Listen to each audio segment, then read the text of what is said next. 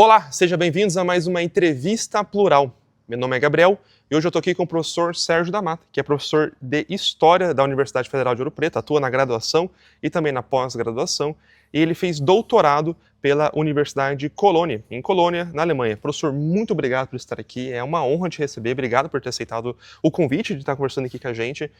Fico muito feliz que a gente pode discutir um tema que eu já queria trazer aqui para o nosso canal, para o nosso perfil, que é principalmente falar sobre história e geografia, história dos conceitos, história das ideias, e é importante que a gente tenha nesse campo, que é um campo que a gente pode falar que ele já está meio consolidado no Brasil, né?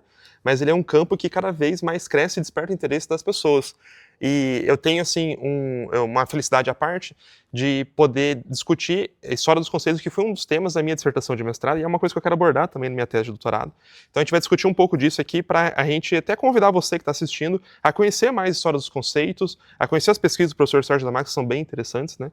E uma das coisas que eu queria começar já perguntando para você, não para a gente tentar definir o que é uma história dos conceitos, mas para a gente tentar entender para uma pessoa que está começando agora, que é professor de história, até mesmo para abordar essa ideia dentro de sala de aula, mas o que a gente pode entender como história dos conceitos? É um tipo de metodologia? É um tipo de história? A gente tem uma discussão muito grande, né, de entender que história dos conceitos não é só uma história da palavra, não é só uma história da historiografia, mas é um tipo, e o Kozelek, ele coloca isso, né, que é um dos grandes, não é o único, né, mas um dos grandes pensadores sobre história dos conceitos, que é uma história social, que é uma história. Né? Então, como é que é isso? Como é que você vê isso, professor? Bom, primeiro, Gabriel, queria te agradecer por esse convite, né? Eu fico super satisfeito da gente poder falar a respeito de temas de interesse comum e, de repente, despertar o interesse das pessoas que nos assistem para esses temas. Bom, a história dos conceitos, ela não é uma disciplina recente, né? Ela chega no Brasil, eu diria, né, mais recentemente. Quando eu digo recentemente, eu sempre falo historicamente, a gente vai provavelmente ali falar do finalzinho dos anos 90, início dos anos 2000, né, em que, sobretudo através de Kozelek, sobretudo através da tradução das obras dele, que começava a ser traduzida para o francês, para o inglês, né, colegas, professores nossos que estudaram na Alemanha, né, perceberam a potência do pensamento de Kozelek e dessa perspectiva. Primeiro é importante observar o seguinte: a história dos conceitos, ela não nasce como uma disciplina propriamente historiográfica, ela nasce como um subcampo da própria filosofia, tá? Um subcampo da história da filosofia. Então, os primeiros dicionários de conceitos, que ainda não tinham uma pretensão histórica, eles surgem no século XIX, tá? E progressivamente você tem então uma perspectiva, já que o século XIX é chamado século historicum, né? Quer dizer, todas as disciplinas de uma maneira geral estão passando por um processo intenso de historicização, com a filosofia não foi diferente, né?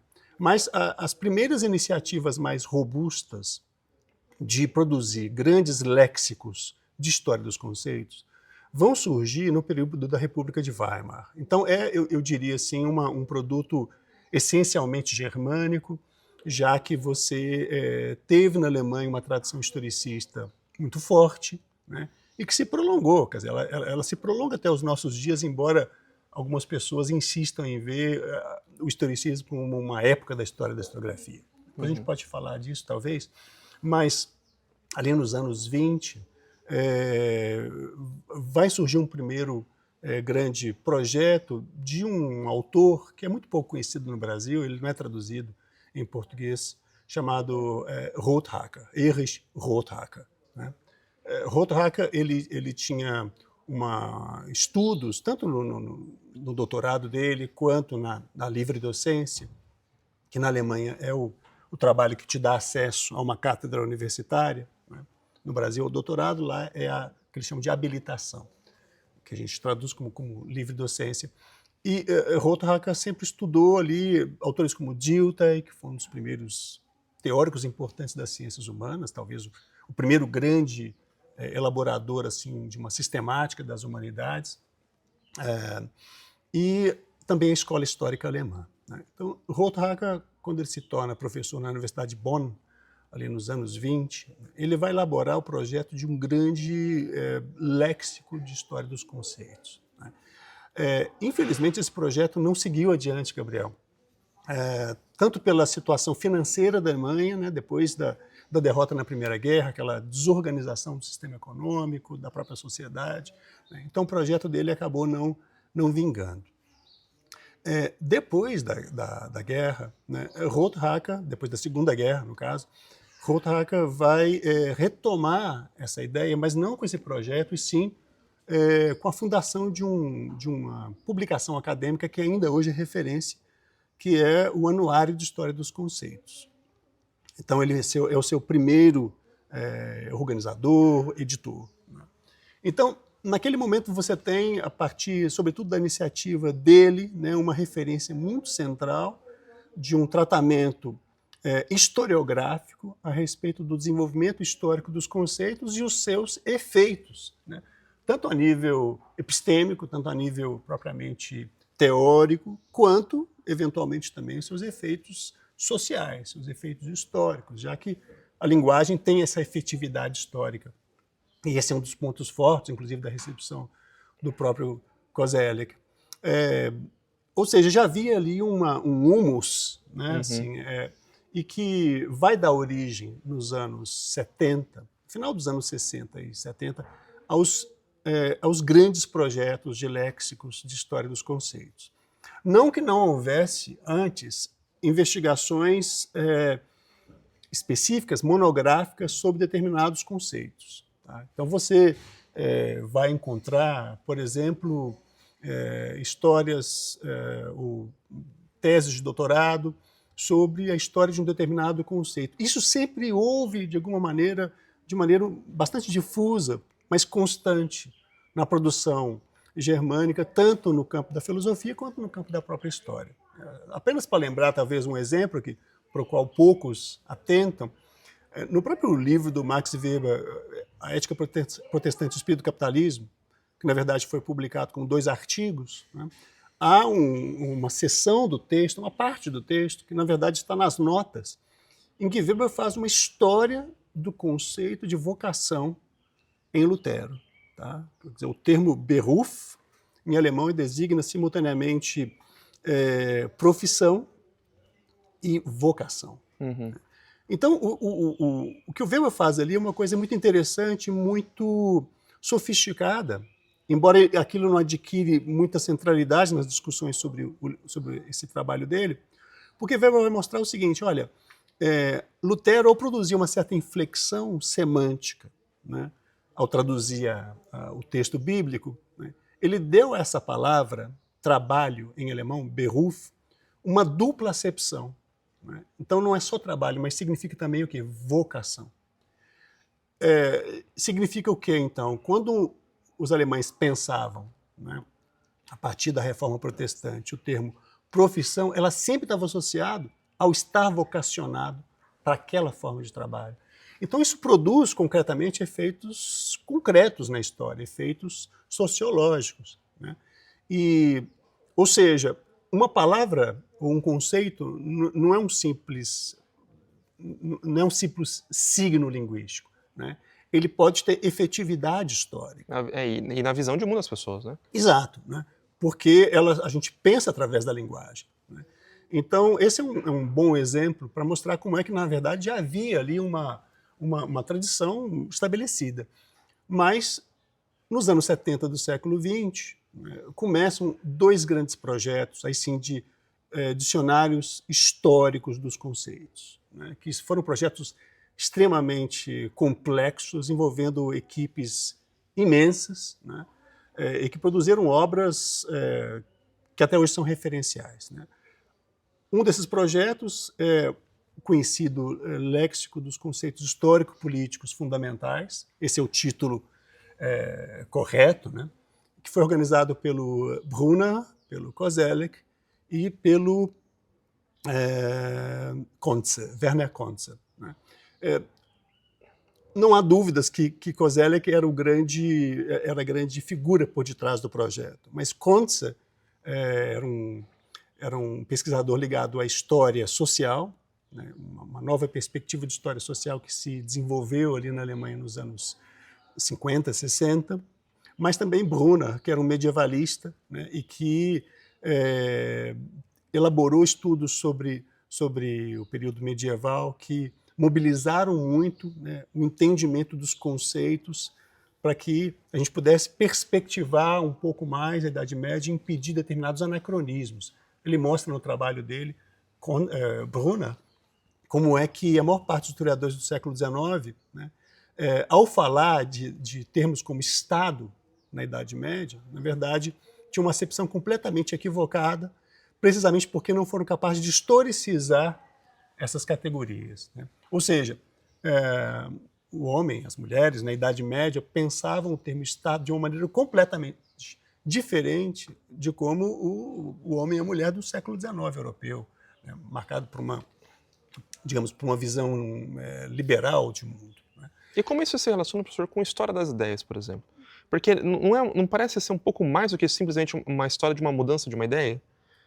Olha, é claro que quando a gente fala em história das ideias, né, há uma certa proximidade, Ou né? história das mentalidades, às vezes, também?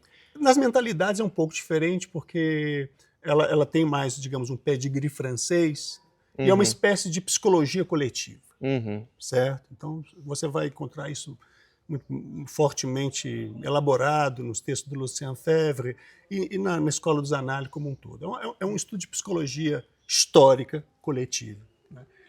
Em que, digamos, a relação com a linguagem não é tão central quanto vai ser do lado alemão, né? Entendi.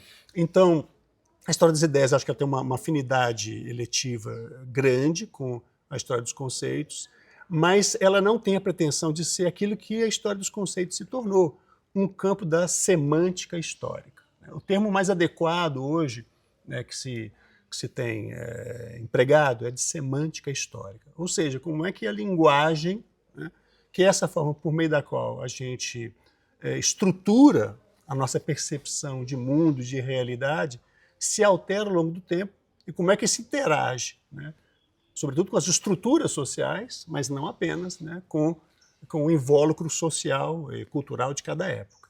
Então, é um campo que hoje, por exemplo, no Brasil, não apenas entre os historiadores tem se desenvolvido bastante, mas em campos de história do direito, né, ela está bastante presente, que ela tem tido uma recepção bastante forte também entre os historiadores do direito no Brasil, mesmo pensadores, digamos, ligados ao marxismo mais tradicional têm sido atraídos pela obra dele. Recentemente, o próprio ministro da Economia, Fernando Haddad, né, foi flagrado, né, com livros do Koselleck debaixo do braço. Eu não sabia disso, não tinha visto isso, que interessante. Na época, o Lula parece que até puxou a orelha dele, disse, olha, você anda lendo demais, e que livros são esses? Depois veio à tona que eram 2 livros do Koselleck.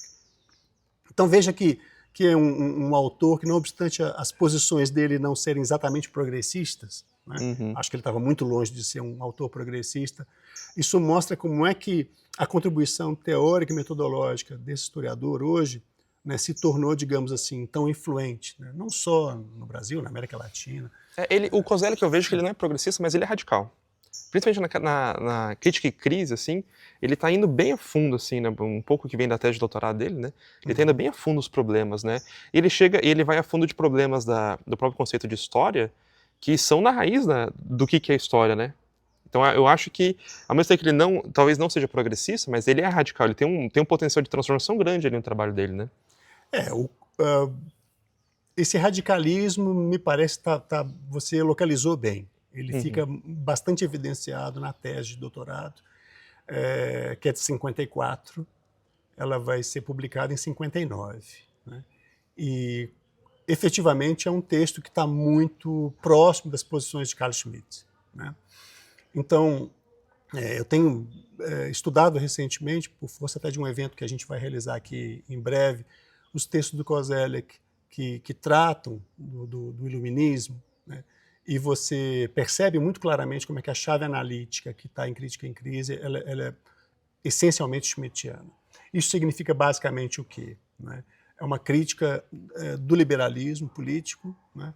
E é uma crítica, sobretudo, é uma tese que está elaborada ali, de que o iluminismo teria promovido uma neutralização do político. Tá? graças a um efeito maciçamente moralizante, moralizador. Uhum. Então, isso é um livro com o qual eu pessoalmente tenho uma relação um pouco difícil, né? Porque definitivamente é o livro dele que tá mais próximo de Schmitt, mas não apenas do aparato teórico e conceitual que Schmitt elaborou, né? Mas das posições políticas de Schmitt, né? Então, eu diria que ele é um livro que está bastante à direita, muito mais do que as pessoas supõem. Nos trabalhos posteriores, esse tom já não está mais presente, né? Mas nunca houve dúvidas, assim, entre autores, por exemplo, da Escola de Frankfurt ou de um Habermas, não que eu seja um grande admirador da obra de Habermas, definitivamente não sou, né? Mas nunca houve dúvidas de que Schmitt era um pensador do campo conservador. Uhum. Né? Perdão, o Koselleck era um autor do campo conservador. Agora, efetivamente a gente tem que lidar com essa questão de uma maneira mais sóbria, né? Eu entendo que abrir mão de uma contribuição teórica importante, né, porque ela está, na sua origem, ligada a um autor que teve tal ou qual posicionamento político, me parece pouco inteligente, né? Eu sou com relação a isso, eu tenho uma visão bastante pluralista, né? Não se deixa de mobilizar uma boa ideia, um bom conceito, né? um bom modelo analítico, né? Porque o autor teve tal ou qual posição. Se nós pensarmos, por exemplo, na proximidade de Lukács, né, com o stalinismo nos anos 50, um livro que é bastante conhecido no Brasil, não só no Brasil, A Destruição da Razão, que voltou a ser muito visitado após esse grande fortalecimento da extrema-direita internacional, né? Mas, pessoalmente, eu considero um dos piores livros de Lukács, né? Porque está muito embebido naquela atmosfera sufocante do stalinismo nos anos 50, e não obstante, a gente não vai deixar de ler os livros dele dos anos 20, né, Marxismo e Consciência de Classe, a gente não vai deixar de ler e se interessar pelos estudos estéticos de Lukács, seria pouco inteligente. E muito interessante também pensar nessa chave crítica, né? Como a parte da filosofia alemã, ela também é muito influente nesses pesquisadores, né, de história dos conceitos. Eu vejo, quando eu estava lendo sobre Riesen, né, para a parte de história, de ensino de história principalmente, eu vejo como tem uma influência muito grande de Kant, né, de Weber, do próprio Nietzsche. E esses autores, hoje em dia, principalmente em alguns debates da internet, eles são bem polêmicos, né? Principalmente Nietzsche. Mas Nietzsche ele tem várias considerações importantes, por exemplo, para o Walter Benjamin, que é indiscutivelmente marxista, apesar de ser um marxismo bem diferente, e muito bom. E ao mesmo tempo ele é importante para outras ideias também, ali alemãs, eu acho, né? Eu acho que o Nietzsche ele tem uma contribuição para a história dos conceitos, por exemplo. Não para a história dos conceitos em si, mas por questionar a ideia, questionar coisas dentro de história e dentro de conceitos também, né? Então, eu queria te ouvir falar um pouco disso também, professor. Como é que essa filosofia alemã, ela impacta essa história dos conceitos? A gente não esgotou o Koselleck, mas a gente não vai estudar o Koselleck aqui, tá, gente? Leiam. Até se você quiser indicar algum livro que você acha que, assim, que seria um livro mais introdutório do Koselleck, acho que seria interessante também. Mas eu queria também te ouvir e pensar um pouco nessa filosofia alemã, nesse papel, às vezes, do Nietzsche ou de outros leitores também do Colégio Filosófico.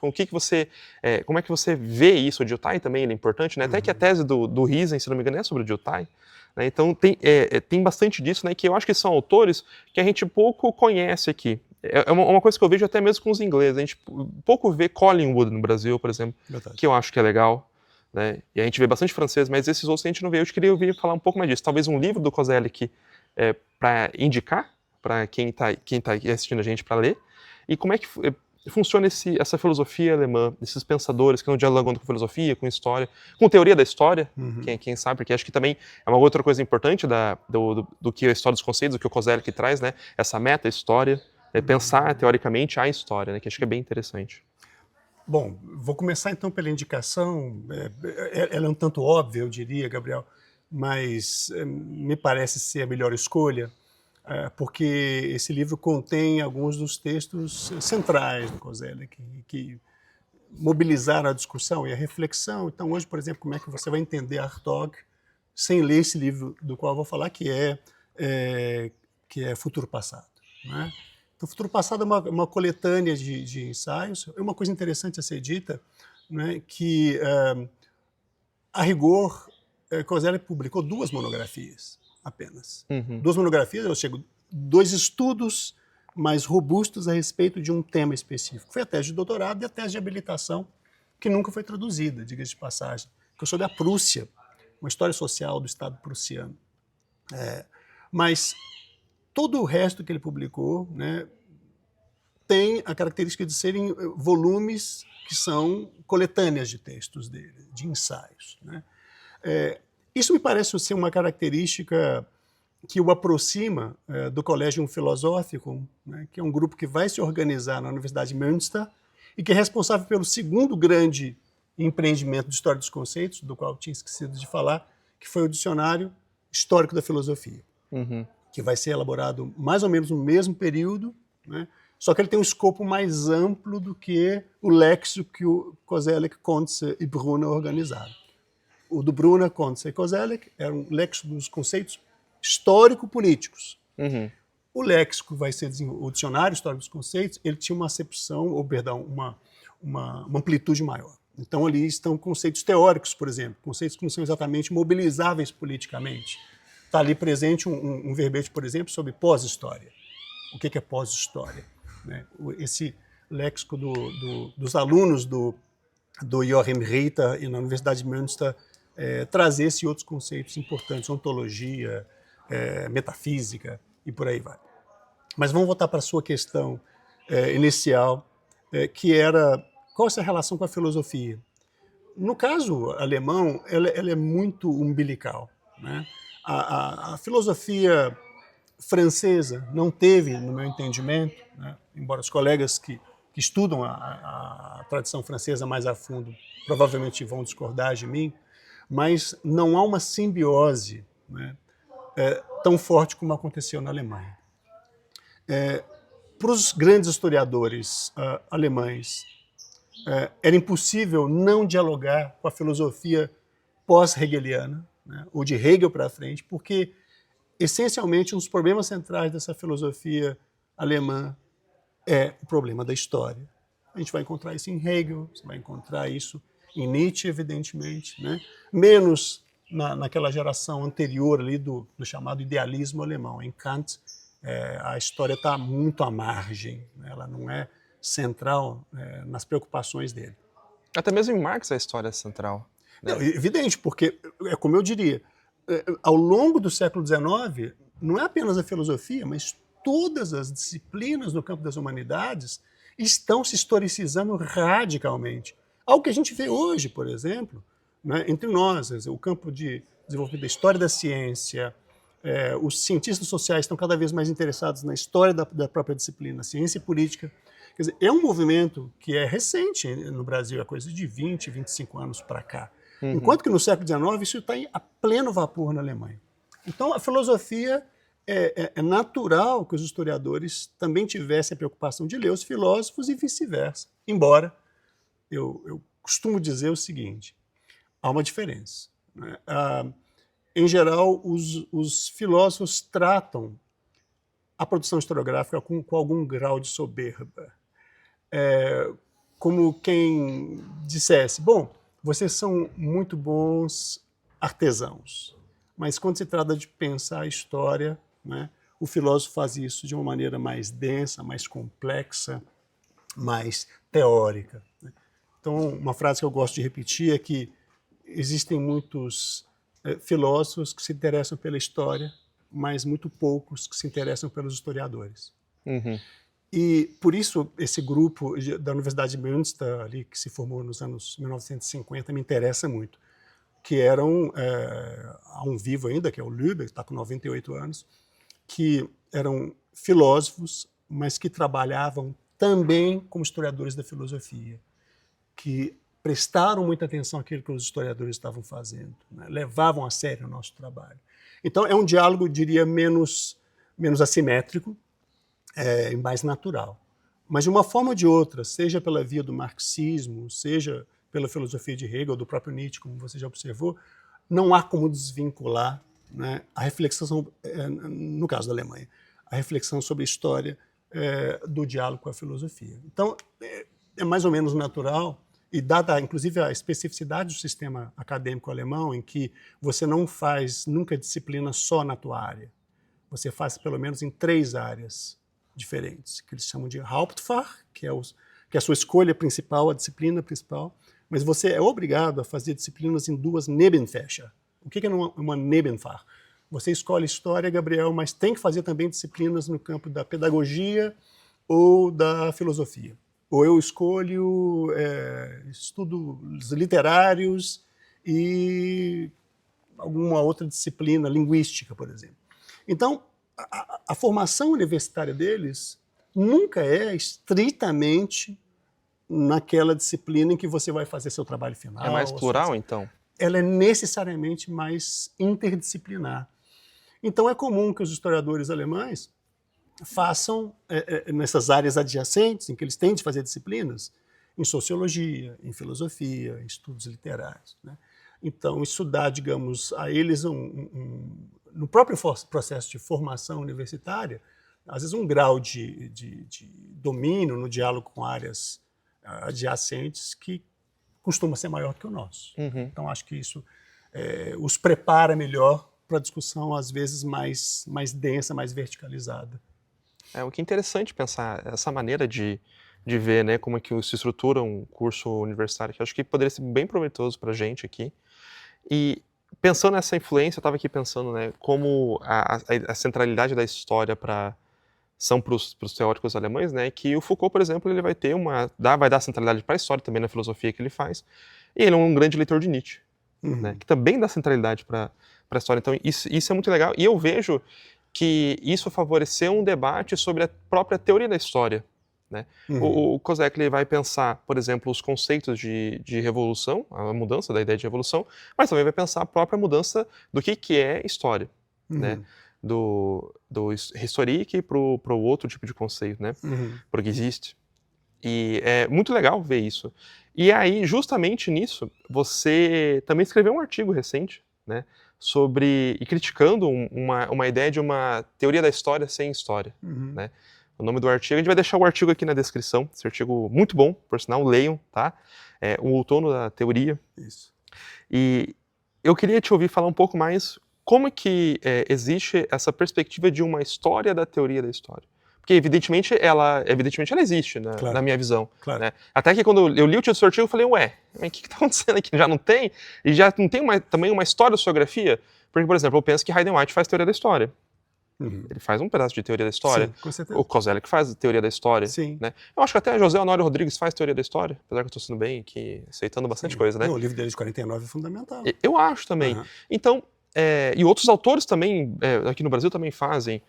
O João Camilo Torres, eu acho que também faz teoria da história. Por exemplo, ele tem um livro sobre teoria da história. Então, claro que é um pouco diferente do que outras pessoas vão fazer, mas justamente o Koselleck e outros estão pensando uma meta-história. Sim. Então eu queria te ouvir sobre isso, Tá. E principalmente quais são os principais argumentos desse seu artigo, que eu recomendo todo mundo ler. Eu não preciso esgotar ele aqui, mas eu quero que vocês leiam, que é um artigo muito legal sobre uma teoria da história sem história.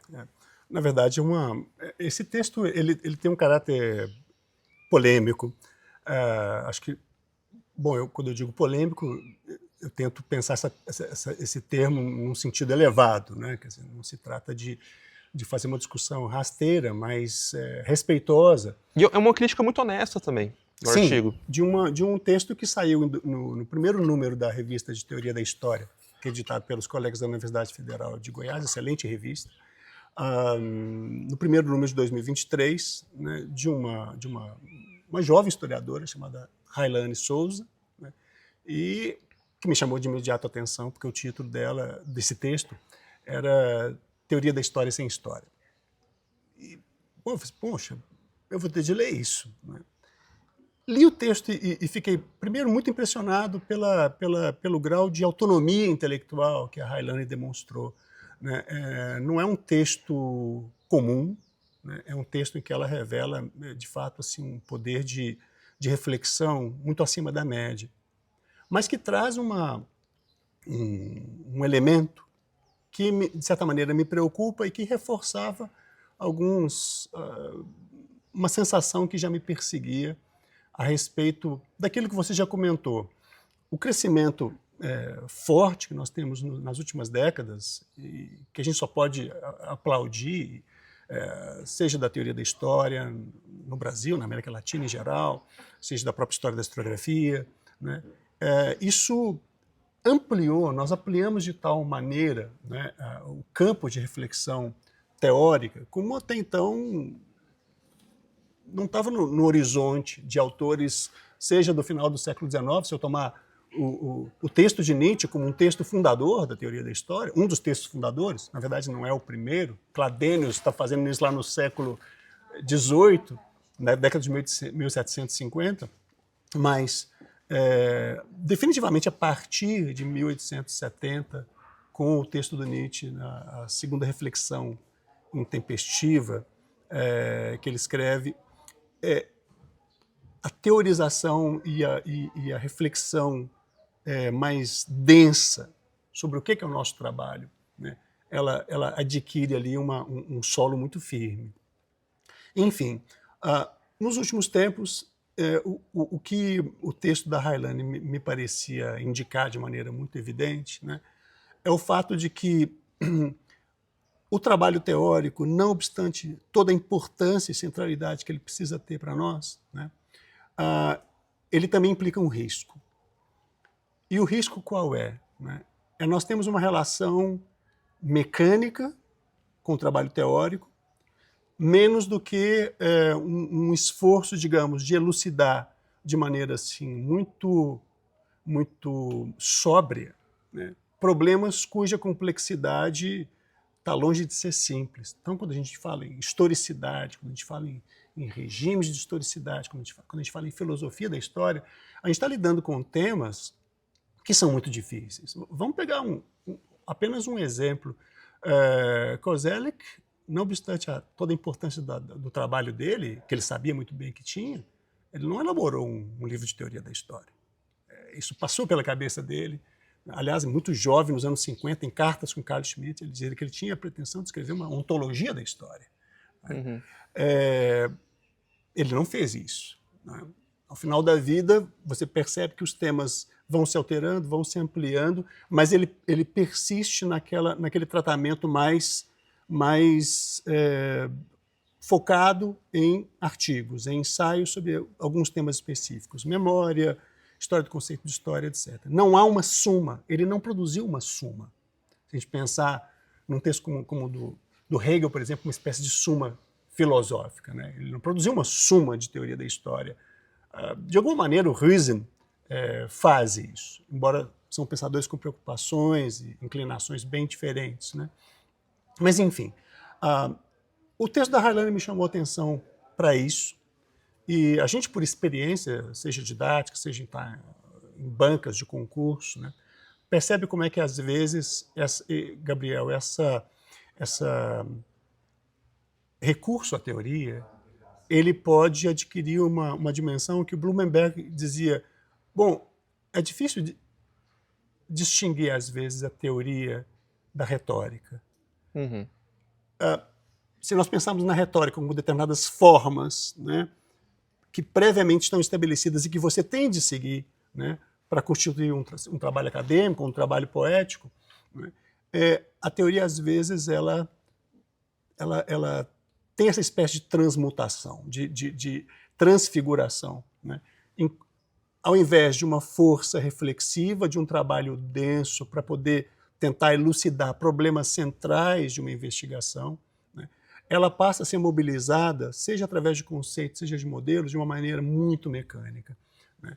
E aí eu diria, nesses momentos, a teoria ela se transforma numa espécie de muleta para alguém, ou para um jovem investigador, e mais numa forma de antipensamento do que pensamento.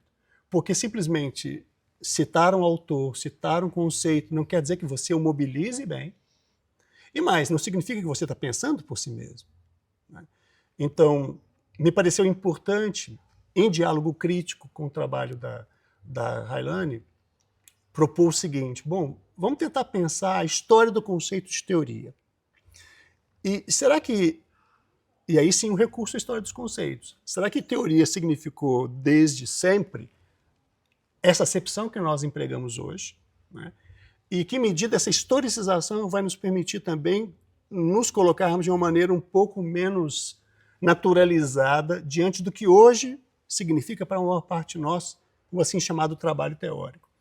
E o que essa pesquisa mostrou é que eu já, claro, já tinha uma série de leituras ali, já talvez esperando para algo que pudesse catalisar assim, o processo de escrita, que o conceito na sua origem ele tem uma dimensão ligada ao universo das práticas religiosas da Grécia Antiga, né?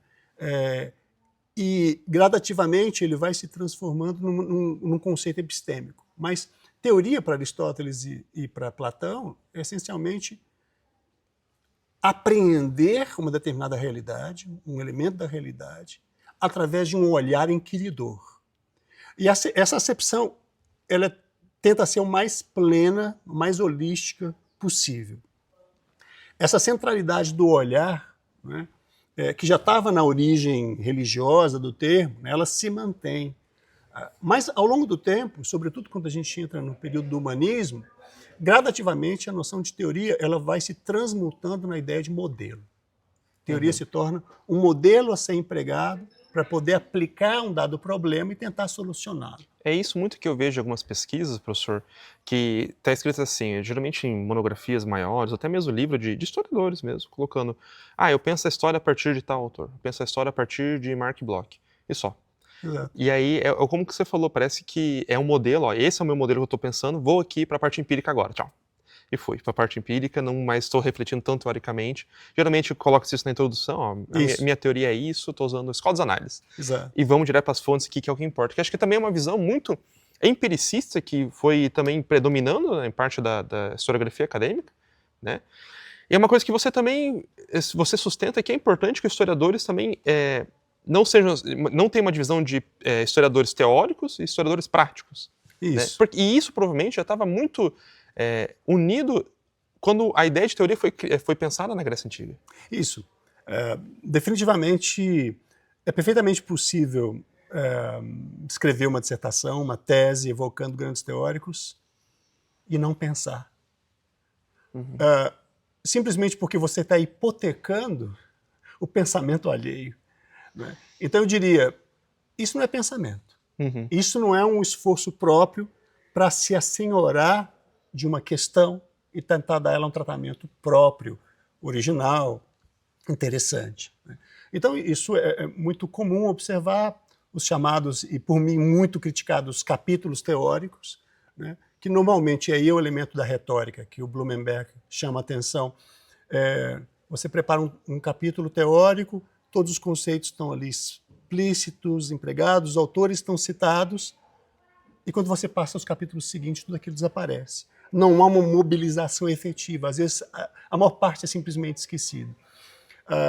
Então, era importante para mim, nessa polêmica saudável, com o importante texto que a Hailane escreveu, né, tentar colocar esse dedo na ferida. Né? A ideia de que historiadores teóricos, historiadores não teóricos, me parece uma certa pretensão nossa, muitas vezes, que nos interessamos por questões teóricas, mas que não entendemos como é que o trabalho empírico, sério, a descrição minuciosa de um dado problema histórico, né, ele muitas vezes corresponde àquela concepção antiga da teoria dos gregos, né, mais do que essa nossa ideia contemporânea ou moderna, né, de teoria como modelo.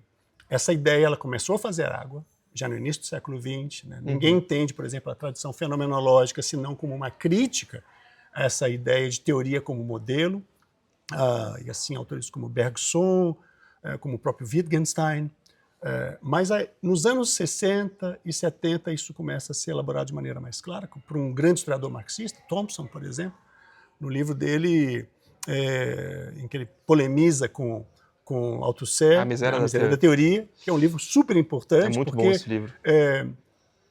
No campo marxista, da teoria marxista, há quem hoje defenda um marxismo historicista. Quando eles falam disso, eles estão se referindo a um marxismo que coloca de novo a política na centralidade da discussão marxista, né? E que faz se afasta de uma visão excessivamente de análise de modelos, e muito mais para análise de situações históricas específicas, tal como o próprio Thompson fez, né? numa reação àquele modelo de marxismo estruturalista, careta, pesado, pouco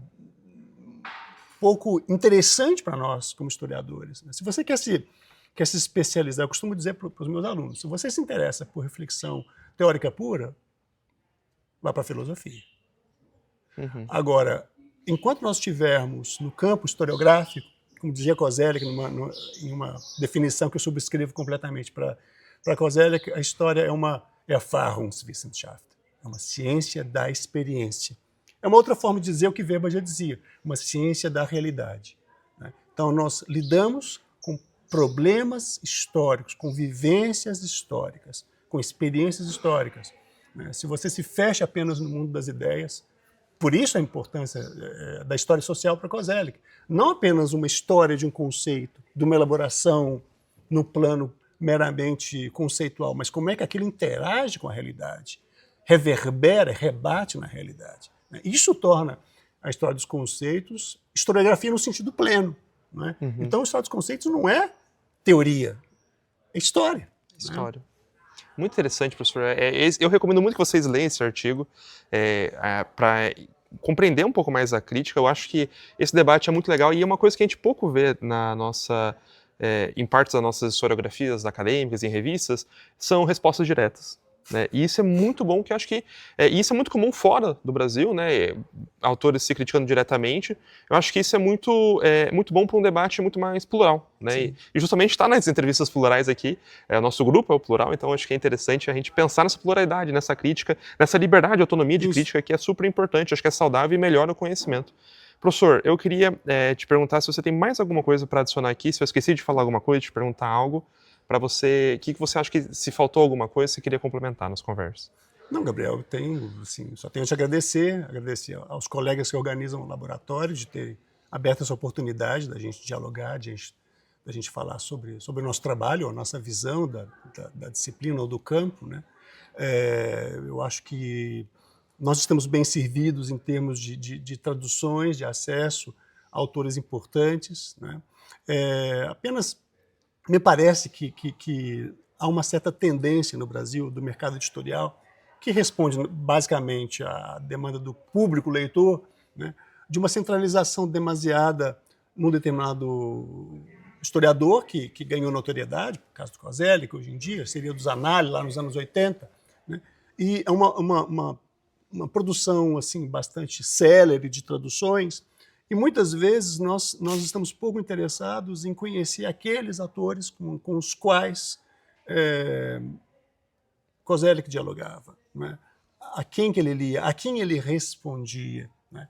Então falta, no meu entendimento, e isso é muito mais um esforço que nós precisamos fazer, né?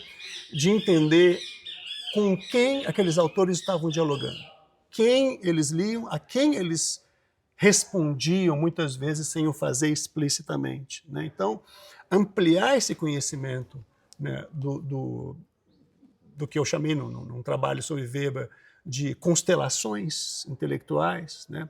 Isso é importante para que a gente possa ler esses autores numa chave mais rica, né? Que a gente não se feche apenas numa leitura de uma hermenêutica do texto, uma leitura imanente, a gente possa ir além, né? Entender como é que é o diálogo de Koselleck com Schmitt, o diálogo dele com o grupo de Münster, sobretudo com Birkenförde, a quem ele leu, a quem ele tinha bastante admiração. Há um livro de caricaturas que Koselleck publicou, que foi reeditado recentemente, né? E mostra, enfim, a visão dele a respeito, muito irônica, né, muito dura até em relação a Heidegger, em relação ao existencialismo. Então a gente tem que se esforçar um pouco mais também de retomar isso, seria talvez a minha última sugestão, a interligar o campo da teoria da história da historiografia com o trabalho de arquivo. Né? Bloch tem uma frase que eu considero exemplar, que é: antes da interpretação vem a descoberta. E para nós, durante muito tempo, eu acredito que é muito fácil cairmos no erro de achar que o trabalho de arquivo é algo que diz muito mais respeito aos historiadores, digamos, estritamente empíricos, né, do que o campo teórico. Quando a gente vai ao arquivo da literatura alemã em Marbach, como eu já fui 2 vezes, né, e trabalha com os livros de Koselleck, e pode manuseá-los e ver as anotações na beirada da página, as cartas dele e de autores a quem ele era ligado, o entendimento de um determinado texto, né, ele pode ser muito ampliado. Né? Então, eu recomendo que nós, né, no nosso campo, a gente faça de novo uma reflexão sobre o que nos manteve, o que tem nos mantido afastados dos arquivos e o que um revisitado trabalho de arquivo sobre uma chave do campo da teoria da história da historiografia, né, pode incrementar na nossa reflexão. Professor, muito obrigado pela conversa, um prazer conversar com você. Obrigado por ter aceitado conversar com a gente aqui. Eu acho que a entrevista ficou muito boa e se você tem alguma dúvida ainda, quer fazer e perguntar sobre outro tema, alguma coisa sobre história dos conceitos, deixa um comentário aqui pra gente. Não esqueça de curtir o nosso vídeo. Se você está assistindo pelo celular, busque também hypar o nosso vídeo aqui, para ele chegar a mais pessoas. Se inscreva no nosso canal e deixe um comentário sobre quais outros temas de história, de historiografia. Se você quer que o professor Sérgio da Mata volte aqui conversar com a gente, tem muita pesquisa que o professor Sérgio fez, tá? Sobre outras ideias, sobre outros conceitos, que acho que são bem interessantes aqui para nós. Então, deixe seu comentário aqui para a gente, o que você está pensando. Professor, de novo, muito obrigado pela conversa, tá? Foi um prazer. Obrigado mesmo. Valeu.